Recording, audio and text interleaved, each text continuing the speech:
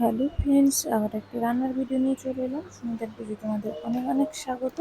এই যে দেখো, এখানে আমি দই পটল বানাবো। অনেকেই বানাতে পারো, আমি কিন্তু কেমন বানাই সেটাই তোমাদের সঙ্গে ভাবলাম একটু শেয়ার করি।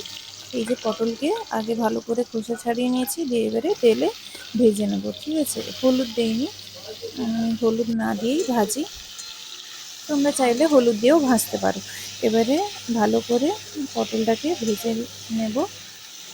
মিডিয়াম ফ্লেমে কিন্তু ঢাকা দিয়ে দিয়ে ভেজে নেবো। ঠিক আছে, অতিরিক্তও লাল করব না, আবার মোটামুটি আধা সেদ্ধ। আর একটা বাটিতে আদা টমেটোর পেস্ট নিয়ে নিয়েছি। এখানে পুরো নিরামিষই করব। আর দিয়ে দিলাম লঙ্কার গুঁড়ো, আর দিয়ে দিচ্ছি হলুদের গুঁড়ো, আর এখানে জিরের গুঁড়ো, আর একটু নুন পরিমাণ মতো, আর অল্প চিনি। তোমাদের যে যার টেস্ট অনুপাতে লঙ্কা তোমরা দিতে পারো। এবারে জল দিয়ে পেস্টটাকে রেডি করে নিচ্ছি আমি।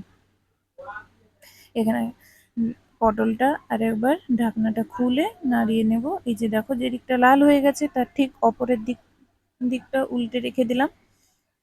দিলে একদিক না হলে একদিকটা বেশি লাল হয়ে যাবে, আর একদিকটা হবে না। এই যে বাটির দইগুলো নিয়ে নিয়েছি, তোমরা বড় দইও ব্যবহার করতে পারো। আমি এই ছোট বাটি দইগুলো ছিল আমাদের বাড়িতে, তাই আমি এই দইগুলোই ব্যবহার করছি। প্যাকেটটা কেটে নিচ্ছে, এক হাতে ক্যামেরা ধরতে হচ্ছে, করতে হচ্ছে, তো তাই একটু অসুবিধা হচ্ছে। এই যে দইটা একটু ফাটিয়ে আমি কিন্তু দিয়ে দেবো। এবারে পটলগুলোও আমার হয়ে গেছে, এবারে আমি তুলে নিচ্ছি পটলগুলোকে। ওই কড়াইতে আমি সর্ষের তেল দিয়ে দিলাম। এবারে সর্ষের তেল দিয়ে এবারে তেলটা গরম হয়ে গেলে আমি এখানে কালো জিরে ফোড়ন দিয়ে দেবো। কালো জিরেটা ফোড়ন দেওয়া হয়ে গেলে আর একটা শুকনো লঙ্কা দিয়ে দিয়েছি। তোমরা কাঁচা লঙ্কাও এখানে দিতে পারো, আমি একটু কম ঝালের জন্য একটাই শুকনো লঙ্কা দিলাম। আর এবারে যে পেস্টটা বানিয়ে রেখেছিলাম ওই পেস্টটাই দিয়ে দিলাম। এবারে পেস্টটা দেওয়ার পরে ভালো করে কিন্তু মশলাটা কষিয়ে নিতে হবে, নাহলে কিন্তু আধা গন্ধ করবে বন্ধুরা। এইবারে টক দইটা যে ছিল ওই টক দই দুটো আমি দিয়ে দিলাম।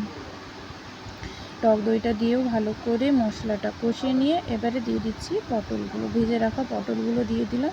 এবারে ভালো করে সব উপকরণকে একসঙ্গে মিশিয়ে নিলাম।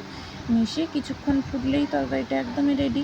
কেমন হয়েছে রান্নাটা অবশ্যই কিন্তু বাড়িতে তোমরা ট্রাই করো, আর কেমন হয়েছে কমেন্টে জানিও। এখন তোমার তো